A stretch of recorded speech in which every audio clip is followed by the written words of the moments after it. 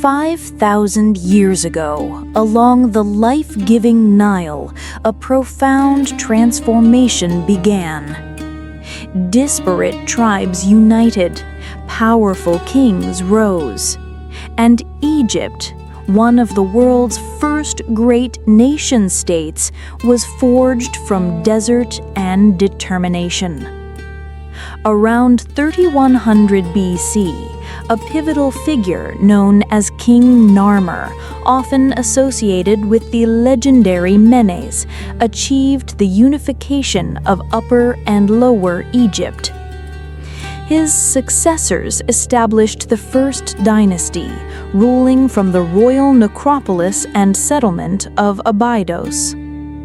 Within this early experimentation of kingship and national identity, a remarkable woman emerged, Merneith. Merneith's precise lineage remains debated, yet evidence suggests she was likely the daughter of King Jer, the third ruler of the dynasty, and the principal wife of King Jet. Around 2950 BC, King Jet died unexpectedly, leaving his heir, Den, too young to rule. In this pivotal moment, it was his mother, Merneith, who assumed responsibility.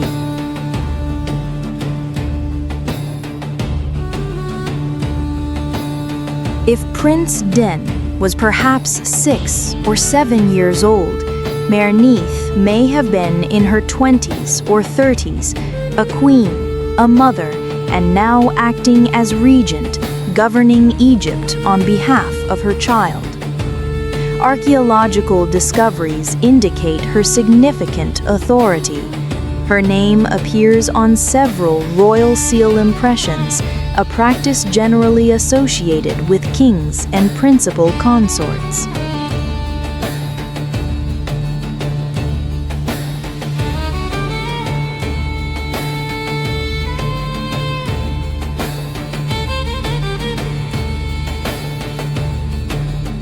Two large stelae bearing her name were discovered at the entrance to a monumental tomb at Abydos, Tomb Y, a complex traditionally reserved for kings.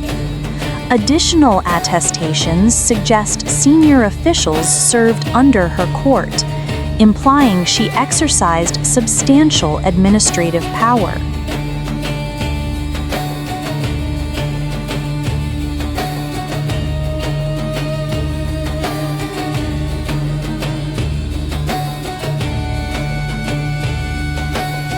Her tomb stands as one of the largest at Abydos, rivaling those of male rulers. Inside, archaeologists found hundreds of grave goods, pottery jars for wine and grain, tools, furniture, and ornaments. In recent excavations, archaeologists identified imported wine jars, suggesting Egypt's growing trade networks, possibly extending as far as the Levant.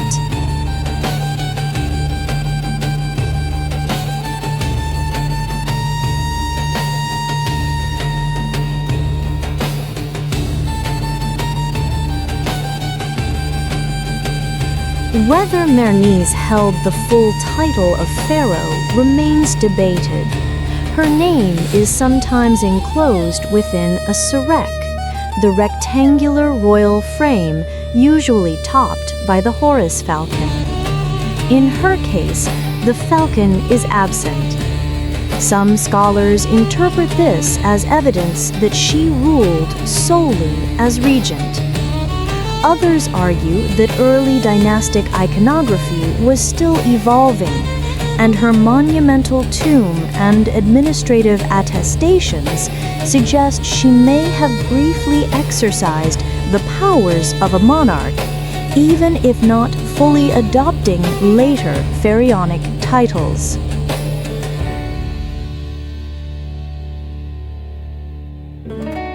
Centuries later, when official king lists were compiled, Merneith's name was omitted, a common fate for female rulers. Yet the archaeological record preserves her role in Egypt's formative years.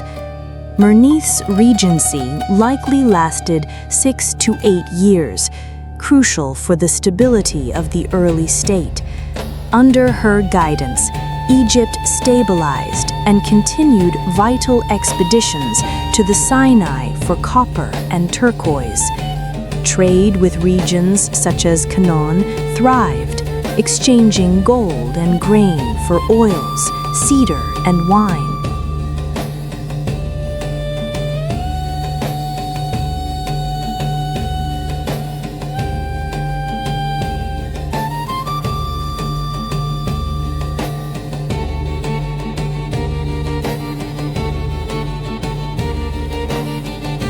During this period, key symbols of kingship like the smiting pose and the royal serek began to standardize across the land.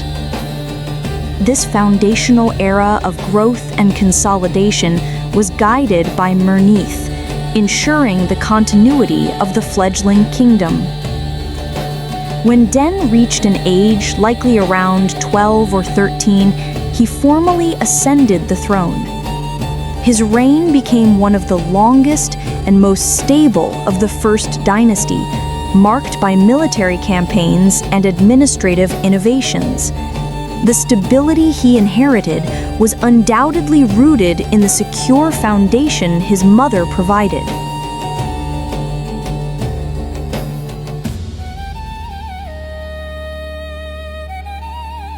Merneith was interred at Abydos in Tomb Y, a scale and design comparable to royal male tombs. Her burial included a full-sized funerary boat and dozens of subsidiary graves, a practice common in early dynasties to serve the deceased in the afterlife. Her exact age at death is unknown, but the scale and complexity of her tomb reflect the authority and respect she commanded. Merneith is the earliest woman in recorded history, supported by strong archaeological evidence, to wield royal authority in ancient Egypt. Later queens, Sobekneferu, Hatshepsut, and Cleopatra would also reign, but Merneith set a crucial precedent.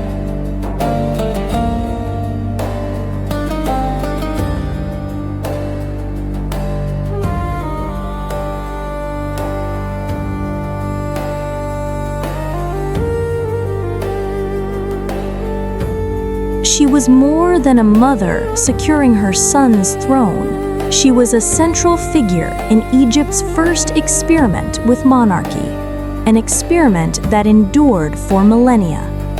Today, at Abydos, her name and legacy emerge from the sands, a reminder that power transcends gender. Merneith, regent, queen, perhaps the first Queen Pharaoh, the formidable matriarch of Egypt's First Dynasty.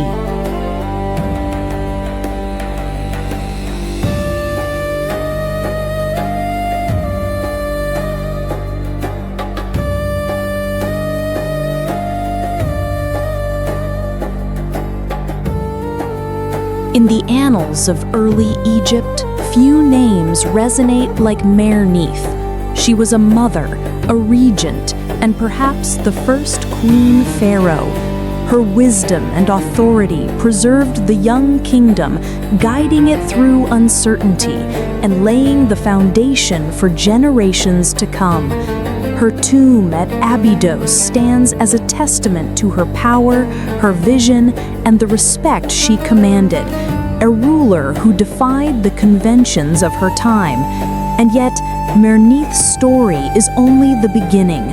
From the path she forged, a new queen will rise, a successor who will claim the throne and shape the destiny of Egypt in ways that echo her legacy. The stage is set. The reign of Egypt's remarkable queens continues.